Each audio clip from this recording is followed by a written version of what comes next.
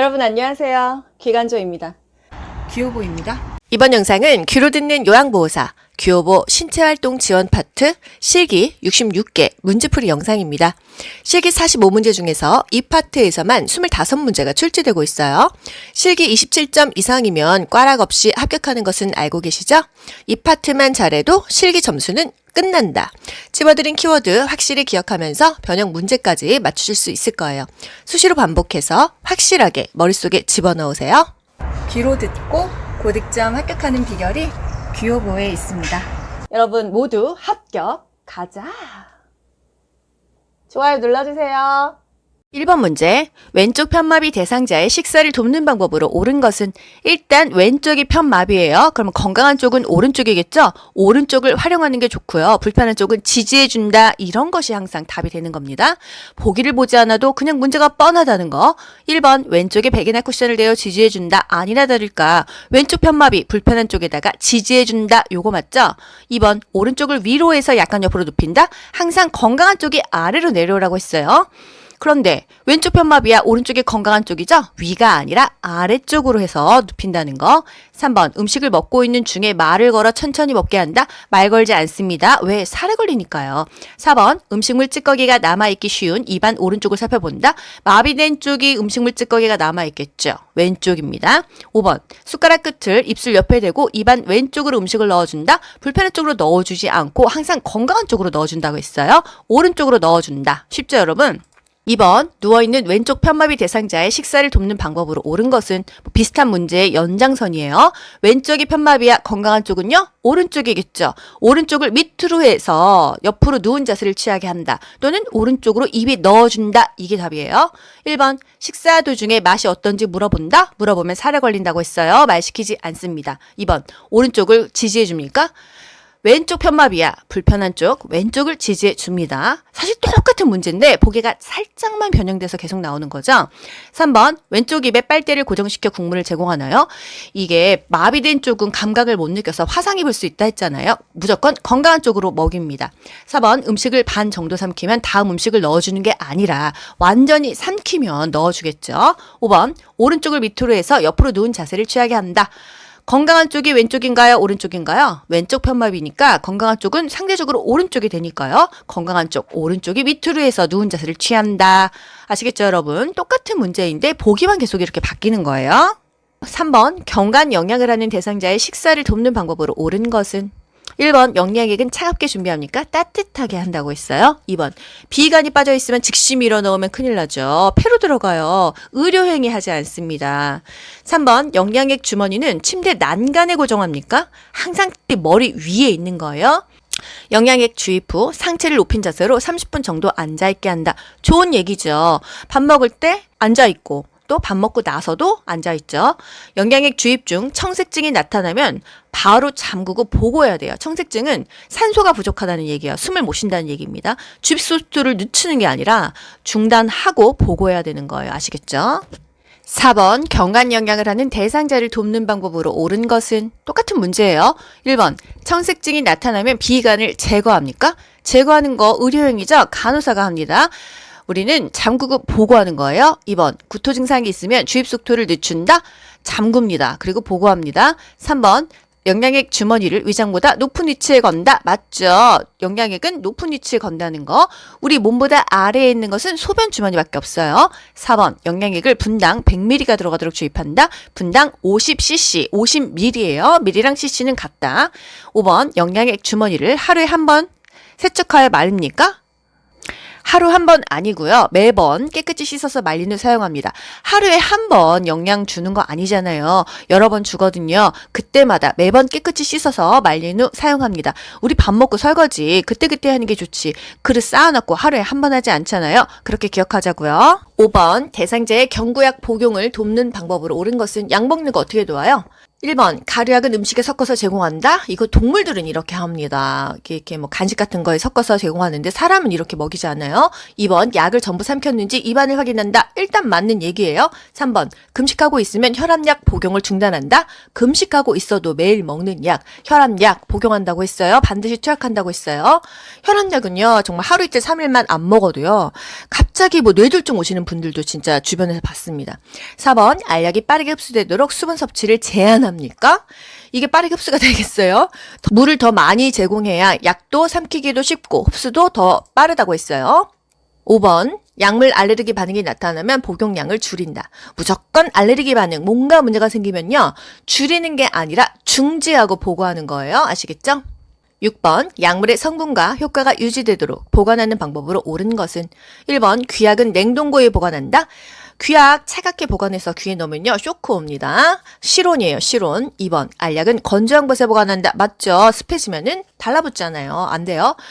곰팡이가 낄 수도 있고요. 미생물이 번식할 수도 있으니까요. 3번, 안약은 햇볕이 잘 드는 곳에 보관한다. 모든 약은요, 다 차광. 햇볕에 안 좋습니다. 햇볕을 피해야 돼요. 4번, 가루약은 물약에 녹여 서늘한 곳에 보관한다. 가루약은 따로 보관하고 먹일 때만 물에 녹이는 거예요. 5번, 갈색 병에 들어있는 물약은 직사광선이 드는 곳에 보관한다. 일단 직사광선에 약을 보관하는 것 자체가 다 틀린 얘기고요. 그 갈색병이라는 것은 뭐예요, 여러분? 차광 용기입니다. 차단한다. 햇볕을 볕을 차단하기 위해서 만든 게 갈색병이에요. 직사광선이 드는 곳에 보관하지 않죠. 햇볕을 피해야 됩니다. 7번, 대상자의 알약 복용을 돕는 방법으로 옳은 것은 1. 알약의 금연 쪼개서 제공한다. 임의로 쪼개면 약발이 들쑥날쑥해서 안 된다. 2번, 고기를 뒤로 젖혀 하나씩 넣어준다. 살에 걸려요. 항상 살에 안 걸리려면 턱을 아래로 이렇게 고개를 제끼지 않고 약간 숙인 자세가 좋다고 했어요. 3번, 약이 잘 흡수되도록 우유와 함께 먹지 않습니다. 약 우유랑 먹지 마라, 콜라랑 먹지 마라, 탄산이랑 먹지 마라, 물이랑 먹어라. 이거 여러분 다 아시죠? 4번, 남은 알약은 손으로 집어 약병에 다시 넣어 보관한다. 세균이 드글드글하겠죠. 5번, 대상자가 심하게 손을 떨면 약을 직접 입에 넣어준다. 파킨슨 환자들 직접 넣어주는 것까지 국가고시 나온다고 했어요. 8번, 물약이 변질되지 않고 효과가 유지되도록 보관하는 방법으로 옳은 것은 물약, 시럽제죠. 유일하게 약 중에서 서늘한 곳에 보관했어요. 직사광선을 피해서 보관하는 것은 거의 모든 약이 마찬가지였는데 서늘한 곳, 좀 시원하게 보관하는 것은 물약이었다는 거. 냄새가 이상해. 그럼 폐기해야겠죠? 또 이 잘못 따른 약은 버려야 됩니다. 이게 포인트였어요. 1번, 햇빛이 잘 드는 곳에 보관한다. 햇빛이 잘 드는 곳에 보관하는 약은 없었다는 거. 서늘한 곳, 직사광선을 피해서 물약, 시럽제를 보관해라. 2번, 계량컵에 따라서 실온에 보관합니까? 계량컵이나 스푼에 덜어서 먹죠. 보관은 통째로 합니다. 3번, 1회분씩 주사기로 재어서 보관한다. 이렇게 분할 보관하지 않습니다. 4번, 오랫동안 먹지 않은 약은 냉동 보관을 한다. 오랫동안 먹지 않다가 다시 먹으려면 뭔가 색깔이 이상한지 냄새가 이상한지 확인해서 뭔가 잘못된 것 같으면 폐기를 하는 거예요. 5번, 용량을 초과해서 따른 약은 약병에 넣지 않고 버린다. 꺼낸 시럽을 다시 병에 넣으면 약이 변질되는 원인이 되겠죠. 세균이 들어가죠. 그래서 잘못 따른 약은 버립니다. 아깝지만 버려요. 그래서 어느 정도 적당히 따르는 게 좋겠죠. 그리고 약을 용기째 빨아먹어. 침이 약에 섞여 들어가죠. 변질되겠죠. 반드시 깨끗한 플라스틱 계량컵 또는 스푼에 덜어서 먹어야 됩니다. 9번 문제. 정맥 주사 바늘을 제거한 부위를 알코올솜으로 비비지 않고 누르는 이유가 뭐예요, 여러분? 여러 가지가 이유가 있지만 가장 큰 것은 피멍 생기지 않도록 하기 위해서입니다. 1번, 통증 감소. 누른다고 통증이 감소되진 않잖아요. 2번, 부종 예방. 요것도 어느 정도는 있습니다. 3번, 흉터 예방. 흉터 안 지죠? 4번, 피멍 발생 예방. 피멍 때문에 누르는 거예요. 5번, 약물의 흡수 촉진. 요것도 사실 아리까리 하지 않습니까? 근데 우리가 누르고 있다고 흡수가 촉진되지는 않는다고 하네요. 10번, 대상자의 눈에 안약을 투여하는 방법으로 옳은 것은 1번, 투여 전에 솜으로 눈의 바깥쪽에서 안쪽으로 닦는다. 항상 눈은요, 안쪽에서 바깥쪽으로 닦습니다. 우리 대상자들 침상 목욕시킬 때, 세수시킬 때 어떻게 하죠? 항상 눈의 안쪽에서 바깥쪽으로 닦았고요. 대상자의 만약에 한쪽 눈에만 감염이 있다 하면 반대편 눈에 닿지 않도록 안에서 바깥쪽으로 닦아준다. 이것까지 아시면 좋겠어요. 2번, 대상자에게 아래쪽을 보게 한다. 아래쪽을 보게 합니까? 정면을 보게 해요? 둘 다 아니에요. 천장을 보게 합니다. 천장을 보게 하고요. 대상자의 아랫 눈꺼풀, 하안검을 아래로 부드럽게 당겨서 결막량을 노출시켜서 아랫 눈꺼풀 하안검의 중앙에다가 이 바깥쪽 외측으로 1, 2cm 높이에서 안약을 넣는 거예요. 약 다 넣고 비루관을 가볍게 눌러서 코 안으로 흘러내려가는 것을 막아줬었죠. 3번 윗꺼풀을 위로 부드럽게 당기는 게 아니었죠. 아랫 눈꺼풀을 살짝 아래로 부드럽게 당기는 거예요. 아래다 넣으니까 아래를 부드럽게 당겨야 이게 공간이 넓어져서 약 넣기가 쉽다. 각막에 직접 넣는 게 아니고요. 결막에다가 넣습니다. 결막이요. 그래야 각막이 보호가 된다. 5번 투여한 비루관을 잠시 가볍게 눌러준다. 예, 가볍게 비루관을 눌러줘서요. 코 안으로 이렇게 흘러 들어가는데 눌러주면은 눈으로 흡수가 된다고 해요. 11번 대상자에게 안연고 투약하는 방법으로 옳은 것은 국가고시에서요. 안약 한번 나왔으면 그 다음엔 안연고가 나오고 이런 식으로 퐁당퐁당 나옵니다.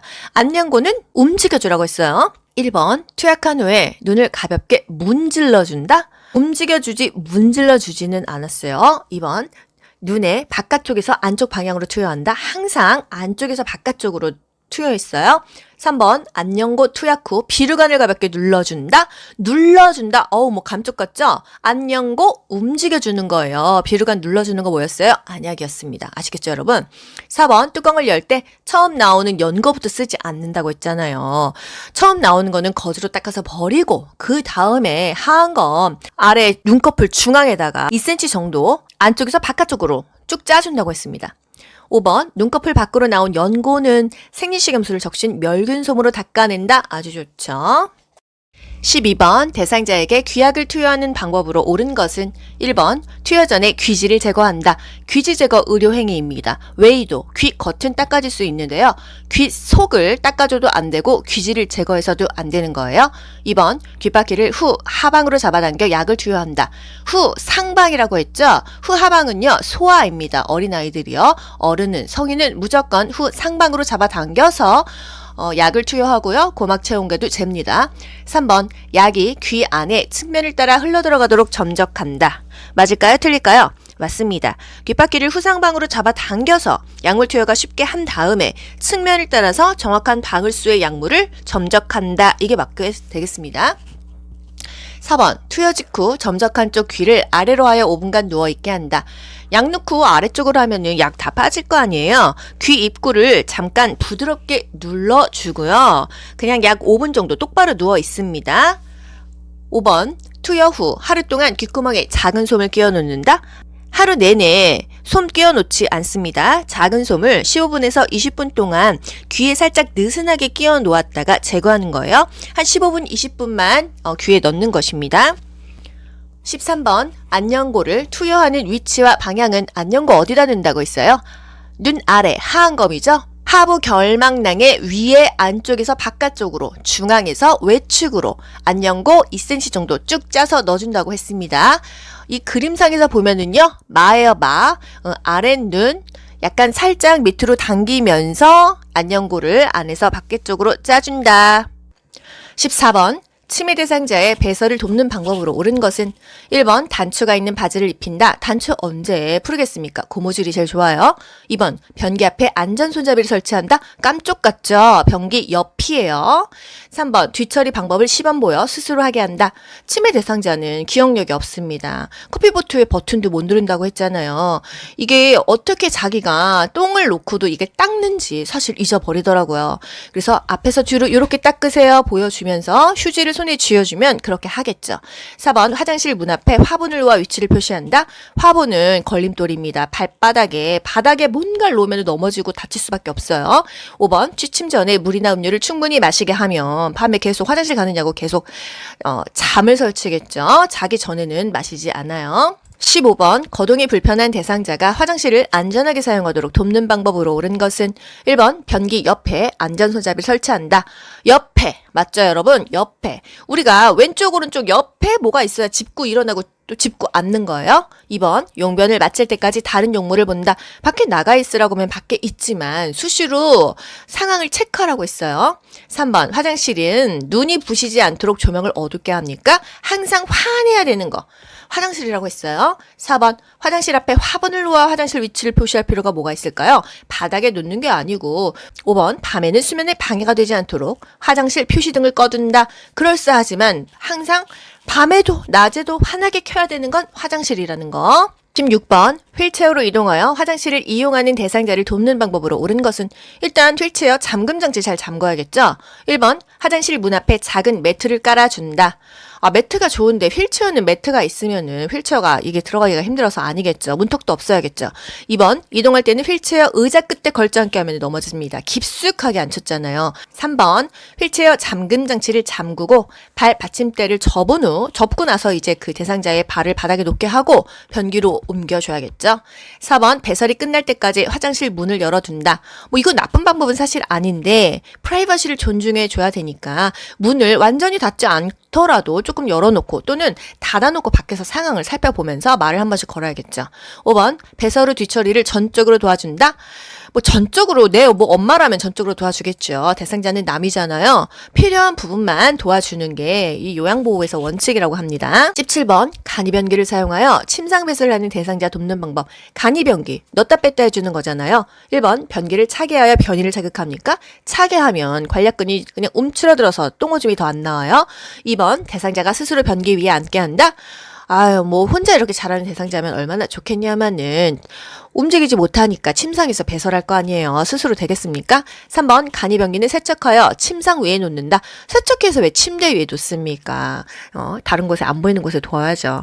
4번, 열탕으로 소독할 수 있는 변기를 사용한다. 장염 걸려서 대변 자체가 세균이 많을 경우에는 또 올무수가 있습니다. 열탕으로 소독하면 좋겠죠. 변기가 플라스틱이어도 보통은 뜨거운 물로 다 어느 정도 소독은 됩니다. 5번, 대상자가 배설이 끝나 호출하기 전까지 다른 업무를 보며 기다리겠어요. 항상 대상자에게 눈을 띄면 안 돼요. 즉각 개입할 수 있는 거리에서 살펴봐야 됩니다. 잠깐 자리를 좀 비워줘요. 이럴 수는 있겠죠. 그렇다고 너 멀리 가면 안 돼요. 18번, 침대에서 누워 지내는 대상자의 침상 배설 어떻게 돕죠? 1번, 배변 후 물티슈로 닦고 바로 옷을 입힌다. 배변 후 물티슈로 닦는 건 나쁘지 않아요. 하지만 바로 옷을 입히기 전에 조금 말려야겠죠. 2번, 그러니까 답이 꼭 틀려서 이게 제껴지는 게 아니고요. 보기 5개 중에서 가장 정답에 근접한 게 답인 거예요. 2번 보자고요. 뒤처리할 때 뒤에서 앞으로 닦습니까? 항상 앞에서 뒤로 닦아요. 왜? 항문에서 대장균이 나오니까 그 똥에서 똥균, 대장균이 나오면 그게 뒤에서 앞으로 닦으면은 요도에 다 들어가 버리면 큰일 나잖아요. 3번, 항문이 변기 중앙에 위치하도록 되어준다. 그래야 조준이 잘 되지. 밖으로 안 흐르겠죠. 4번, 배에 힘을 주기 쉽도록 침대 머리를 낮춥니까? 여러분 누워서 힘 줘보세요. 힘 안 줘줘요. 상체를 올려준다. 5번, 배설물에 피가 섞여 나오면 어떡해요? 대상자에게 아이고 피 나왔어요. 확인하고 버려요. 보고해야겠죠. 아시겠죠? 어려운 거 없습니다. 19번, 장기간 침대에 누워있는 대상자의 침상 배변을 돕는 방법. 똑같은 얘기입니다. 1번, 간이변기를 중앙에 항문에 대어준다. 요거 맞죠? 2번, 시계 반대 방향으로 복부 마사지 해주면 장 꼬여요. 항상 시계 방향으로 배를 마사지 해줍니다.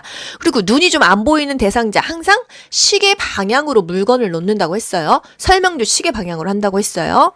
3번, 배에 힘을 주기 쉽도록 침대 머리를 낮춘다. 이거 똑같이 계속 이렇게 말도 안 되게 보기 나오죠? 침대 머리는 무조건 높인다. 애 낳을 때도 상체가 높아야 애가 잘 나오고 똥을 쌀 때도 머리가 높아야 똥이 잘 나온다는 거. 4번, 변이가 생기도록 찬 수건으로 항문 주위를 자극한다. 그럼 똥도 들어가겠어요.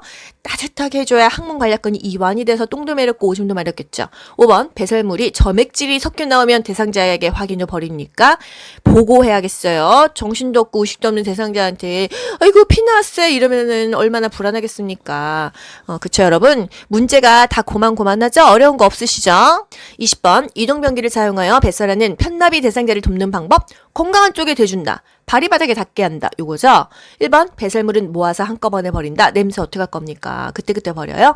2번, 이동변기 높이는 침대보다 높게 하는 게 아니라 똑같은 게 좋다는 거. 또 3번 대상자의 두 발이 바닥에 닿게 앉힌다. 이게 좋은 거죠. 4번 이동변기 밑에 작은 수건을 깔아준다. 미끄럼 방지 매트를 깔아줘야겠죠. 수건은 밟고 미끄러지잖아요. 5번 이동변기는 마비된 쪽 침대 난간에 붙여 사용한다. 항상 건강한 쪽에 붙여줍니다. 21번 대상자가 이동변기에 배설할 때 돕는 법. 1번 변기통 안에 화장지를 깔아준다. 이 소리를 조금 줄여주니까 마음 편히 쌀 수 있겠죠. 2번 배설물을 아침 저녁으로 처리한다. 수시로 그때그때 처리하세요. 3번 이동변기의 높이를 침대보다 높게 한다. 똑같이 하세요. 4번 이동변기 옆에 미끄럼 방지 매트를 깔아준다. 밑에 깔아야죠. 밑에. 근데 우리 아까 옆에 뭐 배웠어? 뭐였어요? 그거는 화장실 옆에 손잡이였어요. 손잡이는 변기 옆에 있어야 붙잡고 일어나고 앉는데 이동변기는 밑에 깐다는 거.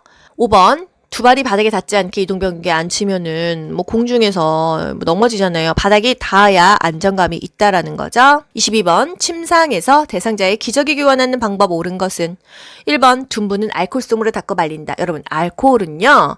이 피부 얇으신 분은 알코올로 닦으면 피부가 뻘겋게 일어납니다. 알코올은요 개방 상처에도 알코올로 닦는 거 아니에요. 예전에 제가 진짜 상식 없을 때 넘어져서 알코올 닦았다가 살 다 그냥 녹는 줄 알았어요. 둔부는 절대 알코올솜으로 닦고 말리지 않습니다. 여러분 피났어, 상처 났어 절대 알코올로 닦으시는 거 안 돼요. 알코올은 그냥 거의 소독용입니다. 강해요. 2번 무릎을 편 상태에서 허리를 들어 올릴 수가 있을까요? 무릎을 굽힌 상태에서 허리를 들어 올릴 수도 있고요. 대상자가 못 움직인다고 하면 협조가 안 될 때는 옆으로 눕히고 기저귀 대고 똑바로 눕혀서 기저귀 차면 되겠죠. 3번 기저귀를 교환하는 동안 창문을 열어 환기한다. 감기 걸려요. 다 하고 나서 간접 환기해야겠죠. 찬바람이 직접 대상자에 닿지 않게 커튼을 치고 나서 창문을 좀 연다던가 대상자 다른 방에 있을 때 환기한다거나 그렇게 하면 됩니다. 4번 둔부 밑에 새 기저귀에 바깥면이 보이도록 깔면은 이게 바깥면은 방수 처리돼 있잖아요. 안쪽이 보이도록 깐다. 5번 더러워진 기저귀는 바깥면이 보이도록 둥글게 만다. 맞죠? 우리 안쪽에 배설물 있으니까 바깥면이 보이게 깔끔하게 해야지. 23번 기저귀를 사용하는 대상자 돕는 방법으로 옳은 것은 1번 기저귀를 하루에 3번 교환합니까?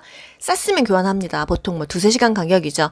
2번 둔부에 발적이 있으면 연고를 발라준다? 우리가 무조건 연고 바르는 거는 아니에요.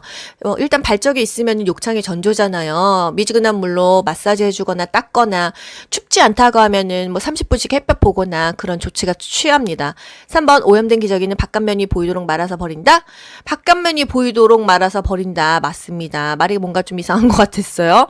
4번 바지를 내린 후 면 덮개를 덮고 기저귀를 교환한다? 내리고 덮는 게 아니라 뭔가 덮어준 다음에 교환을 하라고 했어요. 불편하지만요. 5번 허리를 들 수 없으면 엎드린 채로 기저귀를 교환한다? 허리도 못 드는데 어떻게 엎드리게 또 시켜요. 옆으로 돌린 다음에 기저귀 놓고 똑바로 눕힙니다. 24번 협조가 불가능한 대상자의 기저귀 갈아주는 방법 여태까지 했었잖아요. 옆으로 돌려 눕힌 상태에서 기저귀 대주고 똑바로 눕혀서 갈아준다. 이게 답이 되겠어요. 사실 보지 않아도 다 되잖아요. 1번 소변이 묻은 기저귀는 말려서 재사용하겠습니까? 2번 피부 발적을 발견했을 때 연고를 발라준다. 우리 맘대로 막 발라주는 거 아니에요. 일단 건조시키고 뭐 미지근한 마사지, 미지근한 바람으로 말리고 이런 것도 좋고 보고도 해야겠죠. 필요하다면요. 4번 냄새가 나지 않도록 기저귀를 단단히 조여 채운다. 바람이 안 통하면은 또 욕창이 생기겠죠. 5번 이불을 다리 아래로 내린 후 면덮개를 덮는다. 이불을 다리 아래로 내릴 필요는 없고요. 차라리 뭐 위로 올리고 덮개를 덮고 바지를 내려도 되겠습니다. 보기 5개 중에서 가장 정답에 근접한 거 뭐예요? 옆으로 돌린 상태에서 기저귀 대고 똑바로 눕혀서 기저귀 갈아준다. 요거니까요. 우리 이렇게 맞추도록 하자고요. 25번 유치도뇨관을 삽입한 대상자를 돕는 방법으로 옳은 것은 1번 소변 세기탁하면 방광을 세척합니까? 큰일 납니다. 의료행위예요. 2번 소변 양이 적은 경우 연결감에 꼬인 여부를 확인한다. 꼬인 여부를 봐야겠죠. 눌렸는지 봐야겠죠. 그래서 소변이 잘 빠지고 있는지를 봐야 됩니다. 소변색 탁했을 때는 보고하면 되겠어요. 그쵸? 3번 소변 주머니를 비운 후 배출구를 비눗물로 세척하지 않나요? 비우고 나서 잠그고 알코올로 닦았잖아요. 알코올솜으로. 4번 유치 도뇨관이 고정되어 있는지 수시로 당겨본다. 수시로 당기면 빠집니다. 아무리 뭐 조금 움직인다고 빠지지 않지만 당기면 빠지죠. 5번 걸을 때는 소변 주머니를 아랫배보다 높이 듭니까? 무조건 몸보다 아래에 놓죠. 26번 유치도뇨관을 삽입하고 있는 대상자를 돕는 방법. 1번 소변 주머니는 허리보다 높은 위치에 둔다. 여러분 말도 안 되는 보기 계속 나오는 거 아시겠죠? 무조건 소변 주머니는 내 몸보다 아래에 있다는 거. 2번 금기사항이 없으면 수분 섭취를 권장한다. 맞죠? 3번 소변이 밖으로 새는 경우 유치도뇨관을 우리가 제거합니까? 의료행위죠. 요양보호사는 유치도뇨관 제거 안 해요. 위관영양, 경관영양, 줄 제거 안 합니다. 세면은 보고하세요. 4번 유치도뇨관이 방간에 고정되어 있는지 당겨서 확인하지 않아요. 당기면 어떡하겠습니까? 5번 유치도뇨관을 유지하고 있는 동안에는 움직임을 제한한다. 움직여도 괜찮다고 했어요. 산책도 다 됩니다. 27번 유치도뇨관을 삽입한 대상자의 소변 주머니를 관리하는 방법은 뭐가 있죠? 1번 주머니 매일 교체한다. 매일이 아니고 그냥 수시로 어느 정도 차면 교체하세요. 2번 소변을 비운 후에 배출구를 소독솜으로 닦는다. 그렇게 하라고 했었죠. 비우고 나서 배출구는 알콜솜, 소독솜으로 닦습니다. 3번 소변 주머니에서 냄새가 나면 주머니를 세척한다. 냄새가 나면 일단 보고도 해야겠고요. 주머니를 교환하면 좋겠죠. 주머니는 오래 씁니다. 보통 일주일씩 씁니다. 이거는 우리가 결정하는 건 아니고 보고해서 지시에 따르면 되겠어요. 4번 소변 주머니는 가득 찰 때까지 기다릴 때 비운다. 뭐든지 가득 차면 넘칩니다. 한 7, 8부 찼으면 비우는 게 좋겠어요. 5번 도뇨관과 소변 주머니의 연결 부위를 분리하여 소변을 버린다. 이 관과 소변 주머니 연결 부위를 분리하는 게 아니고요. 그냥 소변 주머니에서 소변을 버려주시면 되겠습니다. 28번 의식이 없는 대상자의 구강청결을 돕는 방법으로 옳은 것은 의식이 없어요. 그럼 대신 뭔가 닦아줘야 될 거 아니에요? 1번 혀는 목젖까지 깊숙이 닦는다. 그렇게 깊게 닦으면 또 사례가 걸릴 수 있고 그렇게 깊게까지는 닦지 않는다는 거. 2번 똑바로 눕힌 자세에서 닦습니까? 상체를 올려줘야겠죠. 밥 먹을 때, 이 닦을 때, 호흡이 곤란할 때 상체를 항상 올려줍니다. 3번 생리식염수로 입안을 헹궈준다. 여러분 식염수는 소금물이에요. 0.9%의 소금물인데 생리식염수로 입안을 헹궈주지 않습니다. 짜잖아요. 4번 두 손가락으로 입을 벌린 후에 닦는다. 약간 사실 벌리긴 벌려야 되는데요. 손가락으로 입을 벌리지는 않고요. 손가락으로 했다가 손가락 잘려요. 앞설자, 서랍자에다가 거즈 감아가지고 닦았어요. 5번 물에 적신 일회용 스펀지 브러쉬로 닦는다. 맞습니다. 일회용 스펀지 브러쉬로 닦기도 하고요. 이 서랍자에다가 앞설자에다가 거즈를 적셔서 닦기도 합니다. 29번 대상자의 구강청결을 돕는 방법으로 옳은 것은 1번 입안을 닦아낼 때는 목젖까지 닦는다. 깊게 닦지 않는다고 했어요. 2번 일회용 스펀지에 치약을 묻혀 닦는다. 일회용 스펀지 브러쉬에 물을 묻혀서 닦아줍니다. 치약은 칫솔에 묻혀서 닦죠. 3번 대상자를 똑바로 눕힌 자세에서 닦는다. 그러면은 기도 흡인되겠죠. 상체를 높여줍니다. 4번 구강 점막에 염증이 있으면 구강청정제로 닦는다. 항상 문제가 있을 때는 보고를 해야 돼요. 5번 위쪽 잇몸과 이를 닦은 후 아래쪽 잇몸과 이를 닦는다. 맞죠? 윗 닦고 아래 닦아요. 위쪽 이 닦고 잇몸 닦고 아래쪽 잇몸 닦고 이 닦고 요 순서가 그렇게 중요한 건 아니었어요. 위 닦고 아래 닦는다. 보기 5개 중에서는 답이 될 만한 것 요거라는 거. 30번 대상자의 의치 관리하는 방법으로 옳은 것은 1번 베타딘 용액에 담가 보관한다. 여러분 베타딘 뭔지 아시죠? 포비돈 아시죠? 포비돈. 집에서 바르는 옥도쟁기 또는 빨간 약은 아니고 갈색 약 있죠? 그게 이제 베타딘입니다. 2번 아랫니 의치를 먼저 돌려 뺀다. 낄 때도 윗니, 뺄 때도 윗니 먼저예요. 3번 세면기에 물을 받아서 의치를 헹군다. 흐르는 물에다가 헹궜잖아요. 이제 혹시나 의치를 떨어뜨려서 깨질까봐 수건을 하나 밑에 깔아놓는다. 이 정도입니다. 4번 윗니와 아랫니 의치를 동시에 어떻게 끼웁니까? 위에 끼고 아래 끼웁니다. 5번 의치 삽입 전에 미온수로 입안을 헹구게 한다. 구강 건조를 막아주겠죠? 올바른 방법입니다. 31번 두발 전용 세정제를 사용하여 머리띠를 제거하는 방법으로 옳은 것은 1번 세정제를 빗에 묻혀 모발을 빗겨준다. 두피에 묻혀서 손끝으로 비벼줬어요. 거품이 나게요. 2번 세정제를 모발에 발라 20분간 그대로 둔다. 20분간 그대로 방치하지 않습니다. 마사지해서 거품 내서 마른 수건으로 닦아줬어요. 3번 세정제로 모발을 마사지한 후 물로 헹군다. 물로 헹굴 수 있는 상황이면 처음부터 물로 샴푸를 하지 물 없이 두발 세정제로 하지 않습니다. 4번 세정제를 모발에 발라 거품이 나도록 마사지한다. 맞죠? 5번 세정제를 모발에 바른 후 수건으로 감싸서 때를 제거한다. 거품을 충분히 낸 다음에 마른 수건으로 닦아주는 거예요. 32번 두발 전용 세정제를 사용하여 대상자의 머리를 청결하게 하는 방법으로 옳은 것은 1번 머리를 물로 적신 후 두발 전용 세정제를 충분히 발라준다. 물이 있어서 적실 수 있었으면 샴푸로 감지. 두발 전용 세정제는요, 물이 없을 때 물을 사용할 수 없는 상황에서 썼어요. 2번 두발 전용 세정제를 바른 후 거품이 나게 마사지한다. 똑같은 문제입니다. 조금 전에 나왔던 문제랑. 3번 따뜻한 물로 머리때와 기름때를 씻어낸다. 이거는 그냥 샴푸하는 거예요. 4번 두발 전용 세정제를 사용한 후 린스로 헹군다. 린스로 헹구지 않습니다. 물이 없기 때문에요. 5번 젖은 수건으로 충분히 닦아준다. 마른 수건으로 충분히 닦아줍니다. 두발 전용 세정제는요, 그러니까 물이 없는 상황에서 머리를 감기는 것이라고 생각하셔야 돼요. 그래서 답이 뭐 젖은 거, 젖은 수건 이러면 다 틀려요. 33번 대상자의 손발을 관리하는 방법으로 옳은 것은 손발 관리 어떻게 했었죠? 손가발은 10에서 15분간 따뜻한 물에 담그고 발톱은 일자로 손톱은 둥글게 자르는 거 기억나시죠? 1번 손톱은 둥글게 자른다. 일단 맞아요. 2번 손은 시원한 물에 담그는 씻긴다. 시원한 물이 아니라 따뜻한 물에 담궈서 손톱 발톱 딱딱해진 것을 조금 말랑말랑하게 해서 자른다고 했어요. 3번 발가락 사이는 알코올로 닦아준다.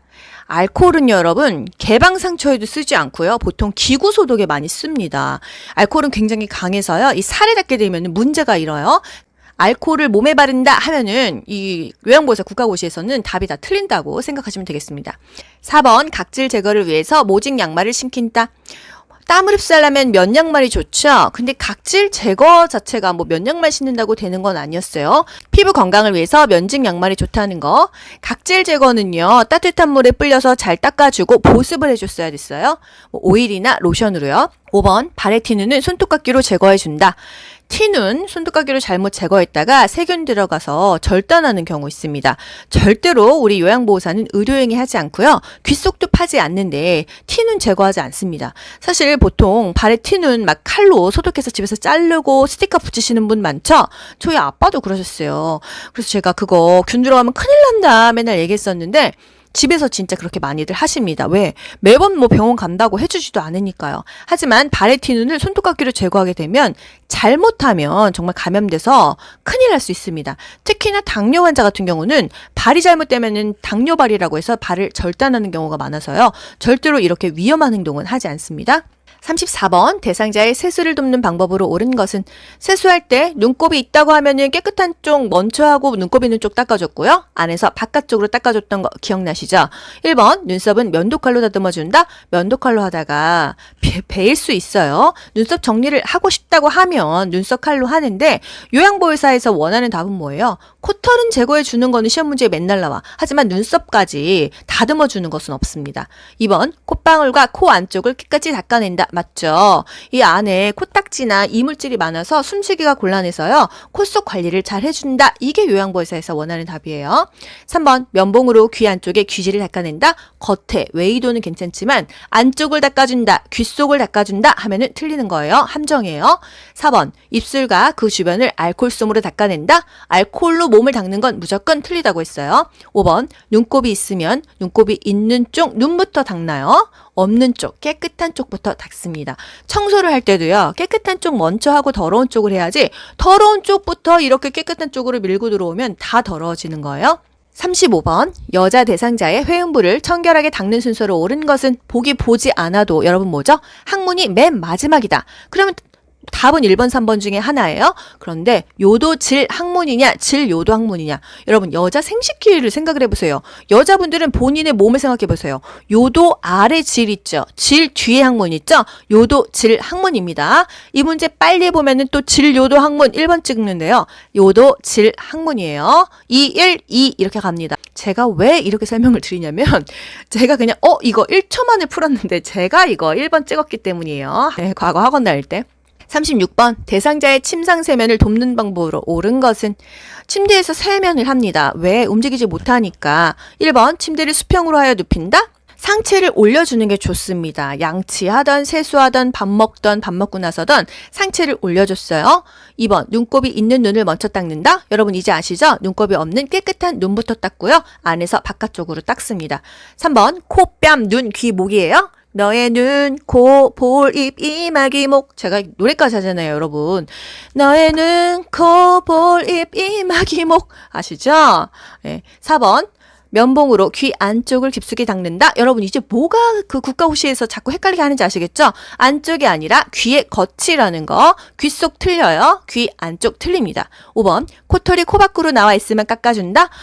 문제가 정말 비슷하지 않나요, 여러분? 항상 코 관리는 해준다. 요거를 답으로 하시면 되겠습니다. 37번 대상자의 통목욕을 돕는 방법으로 옳은 것은 1번 목욕 후 따뜻한 음료를 먹인다. 좋죠. 뭐 바나나 우유든 따뜻한 차든 괜찮습니다. 2번 목욕은 1시간 이상 여유 있게 한다. 대상자도 지치고 요양보호사도 진 빠집니다. 목욕은 2-30분 이내로 하고 욕조 안에는 5분만 있게 하는 거예요. 3번 목욕물의 온도는 22에서 26도를 유지한다. 이거 실내 온도예요. 추워요. 40도보다 넘어야 됩니다. 40도 내외로 한다. 4번 혈액순환을 위해서 몸의 중심에서 말초 방향으로 닦습니까? 이 끝에서 중앙으로 가야 이 끝에 있는 피가 혈액순환이 되겠죠.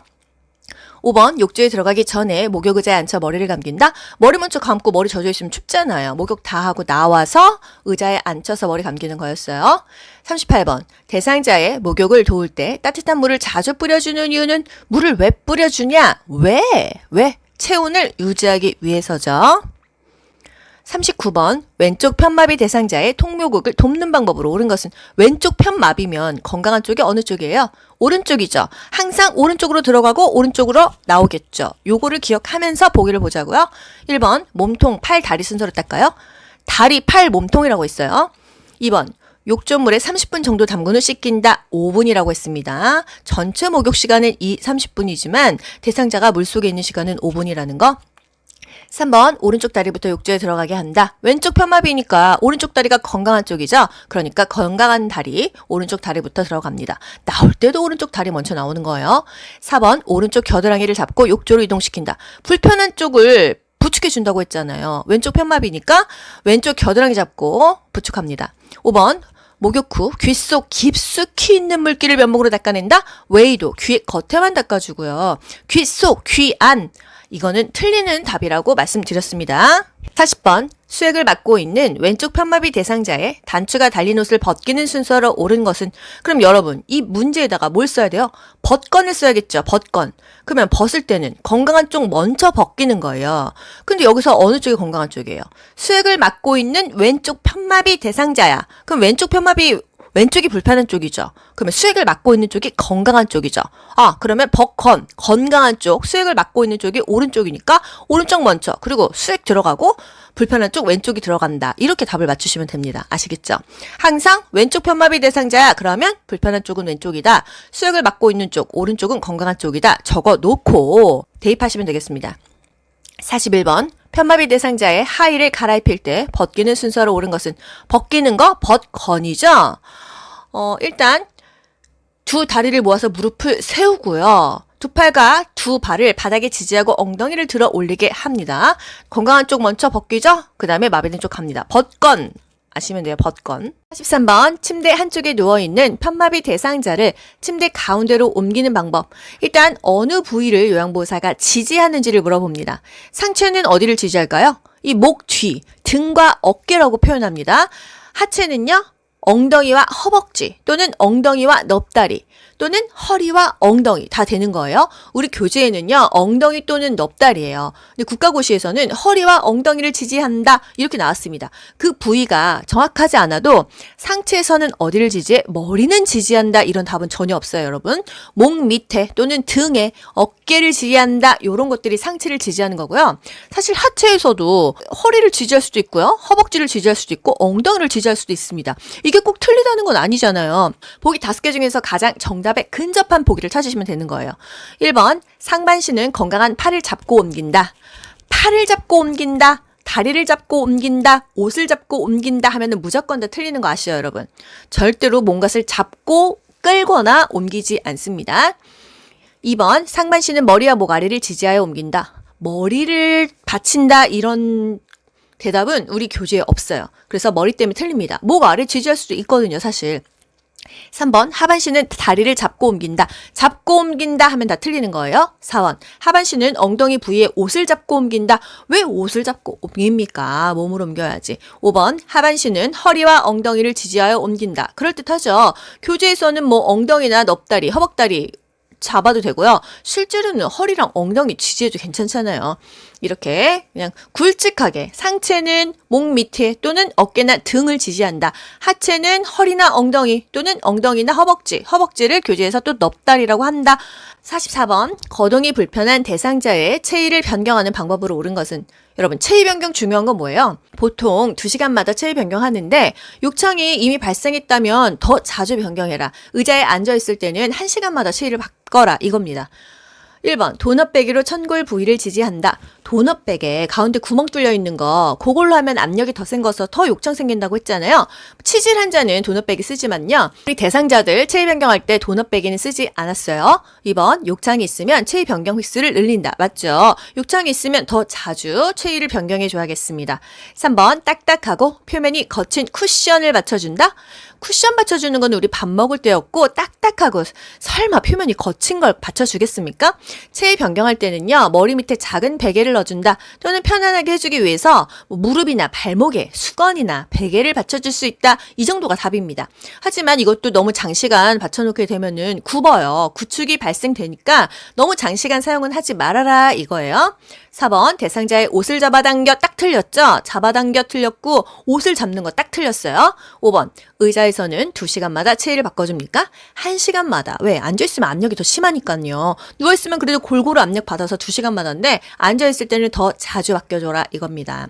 45번 휠체어에 앉아있는 대상자를 침대로 옮길 때 2명의 요양보호사가 각각 지지해야 하는 부위는 여러분 그 생각을 해보세요. 휠체어에 앉아있는데 침대로 옮기려고 해. 어떻게 해야 될까요? 힘이 좀 센 사람이 상체를 잡습니다. 어떻게 상체를 잡을까요? 그 대상자의 겨드랑이 사이로 손을 집어넣겠죠. 그렇게 해가지고 들고요. 또 한 명은 종아리랑 허벅지를 드는 거예요. 그 부위를 디테일하게 외우지 않아도 대충 그림은 그려지잖아요. 여러분 이게 일일이 다 부위를 외우려면 힘드는데요. 항상 상체는 어디를 지지할까? 머리는 아니었어. 목이나 등이나 어깨를 지지했어. 다리는요? 허리나 허벅지나 엉덩이를 했었습니다. 휠체어이기 때문에 뭐 허벅지랑 종아리가 된 거고요. 이제 겨드랑이에 뭐 잡아당긴다 이런 것 다 답이 틀린데 휠체어에 앉아 있을 때는 어쩔 수가 없으니까 이 겨드랑이에다가 팔을 집어넣어서 들어준다는 얘기예요. 46번 편마비 대상자를 바닥에서 일으켜 앉히는 순서. 여러분 가나다라마 보면 머리가 빙빙 돌죠. 일단 앉히는 순서 뭘까요? 맨 마지막에 앉는다 이게 답이겠죠. 그럼 보기를 쫙 보세요. 서술어만 보세요. 위치한다, 앉힌다, 눕힌다, 세운다. 앉힌다가 맨 마지막이겠죠? 그럼 나가 맨 마지막이야. 보기를 쫙 보니까 나가 맨 마지막인 거 2번, 3번밖에 없어요. 그럼 2번, 3번 중에 뭘까 보면은 둘 다 첫 번째가 가야. 가 보면은 위치한다. 대상자 건강한 쪽에 선다 이거 아시죠? 그 다음에 뭐 있어요? 항상 손을 가슴 위에 올려놓는다가 두 번째였잖아요. 가 다음에 마야. 그럼 답은 그냥 여기서 끝나는 겁니다. 2번이 바로 나와버리잖아요. 순서대로 한번 봐드릴게요. 대상자 앞에 서죠. 손 가슴 위에 올려놓죠. 그 다음에 무릎 세우고 돌려 눕히고 앉힌다 이렇게 보는 거예요. 서술어에 동그라미를 치면서 답을 그냥 빨리빨리 맞추실 수가 있습니다. 다 읽으면 헷갈려요. 47번 대상자를 옆으로 돌려 눕힐 때 순서로 옳은 것은 일단 첫 번째 선다 이게 답이고요. 맨 마지막에 다 돌려 눕히고 자세 편안하게 잡아준다 이게 답이겠죠. 그럼 보기 보세요.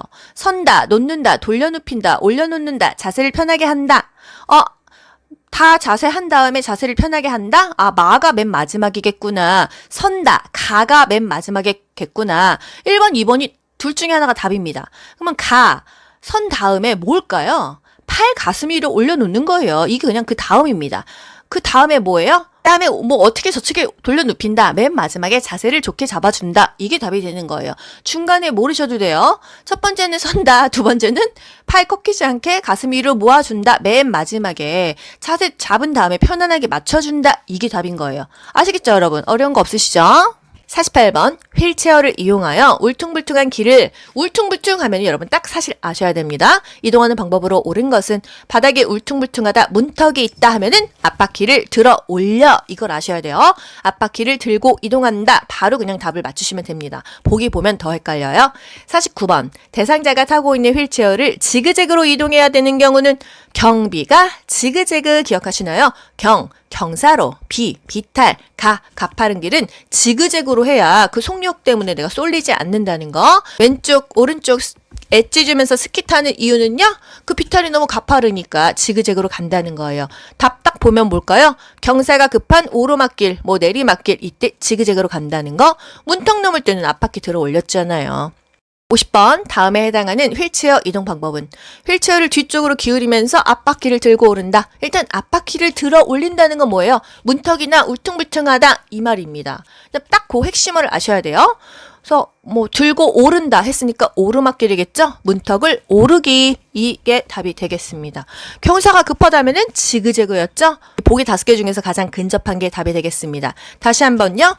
문턱을 오르고 내린다, 울퉁불퉁하다 하면은 앞바퀴를 들어 올리시고요. 내려갈 때 마이클 잭슨 뒤로 돌려가고요. 경사로 비탈, 가파른 길, 경비가 지그재그로 가시면 되겠습니다. 엘리베이터는 항상 뒤로 들어가서 앞으로 밀고 나온다. 문제로 볼게요. 51번 왼쪽 편마비 대상자가 바닥에서 휠체어로 이동할 때 돕는 방법은 하고 그림이 나옵니다. 항상 어떻게 한다고 했어요? 왼쪽 편마비 대상자면 오른쪽은 건강하잖아요. 그럼 대상자는 오른쪽으로 휠체어를 짚는 거고 요양보호사는 상체 두 곳을 지지해 줍니다. 어깨나 허리를 지지해 주는 그림을 고르시면 돼요. 아시겠죠? 52번 대상자를 휠체어에서 자동차로 이동시키는 순서는 자동차 태울 때는요. 어떻게 해요 여러분? 항상 빗스미 놓는다. 잠근장치 잠근다. 그리고 엉덩이 먼저 앉히고 한 다리 이동한다. 이 흐름을 알고 계셔야 돼요. 그랬을 때 여러분 이 서술어를 먼저 보자고요. 깊숙하게 앉게 한다. 자동차 시트에 앉힌다. 시트에 앉힌 다음에 깊숙하게 앉게 편하게 하겠지. 그러면 요게 지금 두 개가 맨 마지막에 와야 된다. 다 마가 마지막에 와야 된다. 다 마가 마지막에 온 거 2번, 4번밖에 없어요. 그럼 그 다음에 보면 됩니다. 제일 먼저 비스듬하게 놓는다. 이 가가 제일 먼저죠. 그 다음에 뭘까? 두 발이 지면에 닿게 하는 걸까? 아니면 휠체어 잠금장치 고정하는 걸까? 일단 무조건 휠체어는 잠금장치가 원초라고 했어요. 비스듬하게 놓고 잠금장치 고정한 다음에 대상자 발 바닥에 닿게 하고 대상자 앉히고 편안하게 자리 잡아준다. 이게 항상 답이 되는 거예요. 아시겠죠? 달달 외우지 않아도 맞추실 수 있습니다. 53번 보행 벨트를 사용하여 편마비 대상자의 보행을 돕는 방법으로는 불편한 쪽 뒤에서 보조한다. 마비 쪽 뒤에서 보행 벨트를 손잡이로 잡는다. 이게 항상 답인 거예요. 보지 않아도 그냥 답이 딱 나오죠. 14번 오른쪽 다리가 불편한 대상자가 보행기를 사용할 때 보행 순서는 오른쪽이 불편해요. 보행기랑 세트로 간다고 했죠? 그럼 보행기랑 오른쪽 가고 그 다음에 건강한 쪽 왼쪽 다리가 간다. 머릿속에 딱 생각을 하고 보기를 보면서 답을 맞추시면 되겠습니다. 항상 보기를 보면서 이게 맞을까 저게 맞을까 하실 필요가 없어요. 아시겠죠? 5번 왼쪽 편마비 대상자가 지팡이를 사용하여 기차에서 내릴 때의 순서. 여러분 내린다, 평지다 하면은 뭐를 기억하셔야 돼요? 올 지건마가 아니죠. 내려가는 거니까 반대는 지마건. 지마건을 시험지에 쓰세요. 그리고 건강한 다리랑 마비된 다리를 쓰시면 돼요. 일단 왼쪽 편마비야. 마비된 쪽은 왼쪽 이렇게 쓰시고요. 건강한 쪽은 오른쪽 쓰시면 돼요. 그러면 지마건 이게 순서잖아요. 지팡이가 제일 먼저인 거 1번, 2번밖에 더 있습니까? 그 다음에 마비된 쪽이 어디야? 왼쪽 편마비니까 왼쪽이 마비된 쪽이겠지. 그러면 지팡이 왼쪽, 그 다음에 건강한 쪽 오른쪽이다. 이렇게 답을 맞추시는 거예요. 항상 그럼 올라갈 때다 그러면 올지건마 써놓고 적어놓고서는 그것에 대입하시면 돼요. 56번 오른쪽 편마비 대상자가 지팡이를 이용하여 버스 승차하거나 계단 오를 때 순서는 이때는 올지건마 적어놓고 시작하시면 되겠죠. 지팡이는 무조건 먼저예요. 그럼 답이 1번 아니면 2번이겠죠. 그 다음에 지팡이 한 다음에 건강한 쪽이 어디예요? 오른쪽 편마비니까 건강한 쪽은 왼쪽이겠죠. 그리고 마지막에 불편한 쪽, 마비 쪽, 오른쪽을 간다. 이렇게 적으시면 됩니다. 57번 외상 의심되는 대상자 척추 고정판에 눕혀 고정할 때 순서 아래에서 위로 올라간다고 했어요. 무릎, 손목, 엉덩이, 위팔 이렇게 고정합니다. 58번 대상자의 감염을 예방하기 위한 물품 관리 방법으로 옳은 것은 감염을 예방하기 위해서 물품을 어떻게 관리하느냐. 1번 카테터 등 고무 제품은 햇볕에 말린다. 햇볕에 말리면 갈라지고요. 변색되기 때문에 그늘에 말린다고 했어요. 하지만 삶을 수는 있다. 15분간 끓는 물에 삶는 거는 괜찮은데 햇볕이 더 무섭다는 거예요. 2번 사용한 물품은 모아서 한꺼번에 소독한다. 그때 설거지하고 그때 소독합니다. 한번 가래가 담긴 흡인병은 주 1회 깨끗이 닦는다. 일주일에 한 번 닦았나요? 하루에 한 번 닦았습니다. 1일 1회 이상 깨끗이 닦는다. 이게 맞죠? 가래가 담긴 흡인병은 분비물을 버리고 1일 1회 이상 깨끗이 닦는다. 이게 맞습니다. 4번 혈액이 묻은 물품은 더운 물로 닦고 찬물로 헹궜나요? 무조건 혈액, 체액은요. 찬물로 담가서 핏기를 빼내고 체액을 빼내고 그리고 나서 더운 물로 비누칠해서 닦았어요. 5번 사용한 카테터는 분비물이 빠지도록 물에 담가둔다. 맞죠? 한 번 사용한 카테터는 분비물이 빠질 수 있게 물에 담가 놓는다. 또는 흐르는 물에 카테터를 비벼 씻는다. 다 말이 되죠? 15분 이상 끓인 후에 쟁반에 널어서 그늘에서 말렸어요. 59번 분비물이 묻은 물품을 처리할 때 감염 예방하는 방법은 똑같은 문제예요. 1번 장갑을 끼고 처리했다면 손은 씻지 않아도 된다. 장갑을 끼고 처리했더라도 손은 반드시 물과 비누를 이용해서 닦는다. 기억하시죠? 2번 혈액이나 체액이 묻은 옷은 더운 물로 세탁한다. 보세요 여러분, 계속 더운 물 얘기 나오죠? 무조건 찬물 먼저 그 다음에 더운 물로 물과 비누를 이용해서 거품을 내서 닦는 거죠. 3번 한 번 착용한 일회용 장갑은 세척 후 재사용한다. 이거는 다회용 장갑이지 일회용이 아니에요. 일회용은 한 번 쓰고 버리는 게 일회용입니다. 4번 물품 처리 후에 고체 비누로 손을 씻는다. 이거 사실 우리 고체 비누로 씻긴 씻잖아요. 그런데 고체 비누라는 것은 내가 그걸로 손 씻었어. 그 다음 사람이 또 그걸로 비누로 손 씻으면 안 좋다. 그래서 액체 비누로 이렇게 버튼 눌러서 내 손에 딱 일회용씩 그렇게 손을 씻는 것이 좋다는 얘기입니다. 5번 오염된 세탁물과 일반 세탁물은 분리해서 세탁한다. 오염된 거는 따로 별도로 분리해서 세탁한다고 했습니다. 정답 5번이죠. 뭐 어려운 거 있나요? 60번 다음 복종구의 용도로 옳은 것은 이 뭐죠? 간이병기죠. 간이병기는 뭐예요? 침대에서 못 움직이는 환자들 또는 수술해서 일시적으로 움직일 수 없는 환자들, 대상자들에게 그냥 말 그대로 간이로 변기를 대주는 겁니다. 1번 침상에서 용변 해결하기, 이게 맞죠? 2번 누운 자세에서 머리 감기기, 이걸로 머리를 감기나요? 3번 침상 옆에 놓고 앉아 배설하기, 이거는 이동변기죠. 의자처럼 생겨서 똥오줌 싸는 거, 이건 이동변기라는 거. 4번 신체 압력을 분산하여 욕창을 예방하기, 이거 뭘까요? 욕창 예방 매트릭스 또는 욕창 예방 방석 정도가 되겠습니다. 5번 자세 변환 후 신체 부위를 편안하게 지지하기, 이건 쿠션 정도 되겠죠. 61번 재가 대상자의 낙상 예방하는 방법. 재가 대상자 있을 채 집 가죠. 낙상 예방하려면 어떻게 해야 돼요? 일단 1번 길고 헐렁한 옷을 입힌다. 걸려서 넘어지겠죠. 2번 전기코드는 바닥에 고정한다. 발에 걸려 넘어집니다. 항상 접선을 보이지 않게 잘 해야 돼요. 3번 크기가 넉넉한 신발을 신기면 또 넘어집니다. 4번 취침 시 침대는 허리 높이로 맞추는 게 아니라 침대는 낮은 게 좋고 침상 난간은 항상 올려줘야 된다는 거. 간호조무사에서는 어떤 문제가 나오냐면요. 병원 환자인데 그 보호자가 알아서 하겠지 하고 침상 난간을 안 올려줬는데 환자가 떨어져서 만약에 뼈가 부러졌어. 그랬을 때 내가 잘못한 건 뭐냐? 나의 주의 의무가 태만하다. 이렇게 또 나옵니다. 5번 조명은 자다가 깨도 켤 수 있도록 가까이 둔다. 맞죠? 화장실은 항상 조명을 켜둡니다. 62번 재가 대상자의 낙상 예방하는 안전 환경 조성 방법은 똑같은 문제예요. 1번 방과 현관 문턱을 높입니까? 문턱은 없애죠. 2번 욕조 손잡이를 없애는 게 아니라 화장실 변기 옆에 손잡이 깔고 욕조에도 깔고 손잡이는 많을수록 좋습니다. 3번 계단에 작은 깔개를 깔아두면 넘어지기 딱이에요. 4번 침대 바퀴의 잠금 장치는 풀어두는 게 아니라 잠궈야겠죠. 5번 바닥에 흐트러진 물건들은 정리한다. 맞습니다. 제가요 진짜 젊은 나이인데도 바닥에 이렇게 옷 같은 거 놨다가 그거 밟고 쫙 미끄러져서 넘어진 적이 최근에도 있어요. 바닥에 뭐가 있으면 밟고 넘어지게 됩니다. 제가 얼마 전에 이제 지인 집에 갔습니다. 근데 바닥에 물건이 너무 많더라고요. 그래서 어머니 이거 밟으시면 넘어질 것 같은데 좀 정리를 했으면 좋겠다 했는데 진짜 위험합니다. 보통 가정집에서 바닥에 뭐를 그렇게 많이 놓으세요.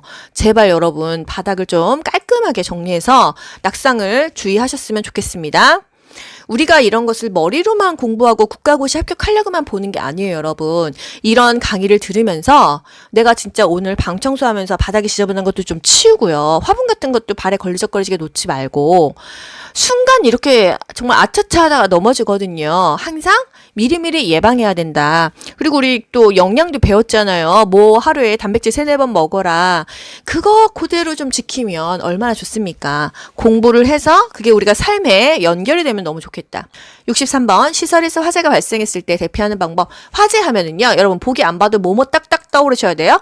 젖은 수건으로 코와입을 막고 낮은 자세로 대피한다. 바람이 불어오는 쪽에서 구조를 기다렸어요. 한 손으로 잡고 나간다. 엘리베이터는 타지 않는다. 계단을 이용한다. 뭐 이 정도입니다. 1번 엘리베이터를 타고 이동한다. 계단으로 가야겠죠. 2번 연기로 앞이 보이지 않으면 그대로 서 있는다. 죽습니다. 3번 바람이 불어오는 반대쪽에서 구조를 기다립니까? 바람이 불어오는 쪽에서 구조를 기다려. 기억하시죠? 4번 코와입을 감싸고 최대한 자세를 높입니까? 까치발 떠요. 자세를 낮춰야겠죠. 연기는 위로 올라가니까. 5번 방향을 알기 힘들 때에는 계속 한쪽 손으로 벽을 짚으면서 간다. 맞죠? 왼손 오른손 번갈아 가면은 들어갔다 나왔다 반복합니다. 64번 화재가 발생했을 때 수화기 사용하는 순서 기억하시죠? 안전비 뽑고요. 노즐 잡고 불 쪽으로 향한 다음에 손잡이 움켜쥐고 골고루 쏘는데요. 그냥 팍 물 쏘듯이 쏘는 게 아니라 빗자루질 하듯이 쓱싹 쓱싹 쏴야 된다고 하네요. 65번 지진을 사전에 대비하는 방법으로 옳은 것은 지진을 사전에 대비하는 방법이 있나요? 1번 가스밸브를 점검한 후에 열어둔다. 왜 점검하고 열어둡니까? 잠궈야죠. 2번 무거운 그릇은 식탁 위에 놓아둔다. 식탁 부러지면 그릇 다 떨어져가지고 그냥 머리 다치잖아요. 항상 뭐 위에는 물건 놓지 않는다가 중요해져. 3번 깨지기 쉬운 물건은 선반 위에 보관하면 안 되죠. 4번 응급처치 방법을 알아두어 비상시에 대처한다. 가장 좋은 방법이네요. 5번 지진 방송을 하는 방송국의 위치를 못하러 확인합니까? 방송만 들으면 되겠죠? 너무 쉽지 않나요, 여러분? 이게 국가고시 문제입니다. 이런 것들이. 66번 전기 안전사고를 예방하기 위한 방법. 1번 샤워장 콘센트의 보호용 커버는 열어둔다. 샤워하다 물 들어가서 불납니다. 2번 의료기기는 접지용 3핀 플러그를 사용한다. 접지용 3핀 플러그 뭔지 아시죠? 이 코드 3개 들어간 거예요. 3번 콘센트에서 플러그를 뺄 때 코드를 잡고 당깁니까? 코드를 잡고 당기는 게 아니라 플러그를 잡아야 돼요. 4번 겉면이 벗겨진 전선은 청테이프로 감아서 사용한다. 청테이프 아니고 전기 안 통하는 거 까만 테이프 있잖아요. 5번 하나의 콘센트에 여러 개의 플러그를 꽂아 사용한다. 불납니다. 귀로 듣고 고득점 합격하는 비결이 귀요보에 있습니다. 여러분 모두 합격. 가자. 안녕. 좋아요 눌러주세요.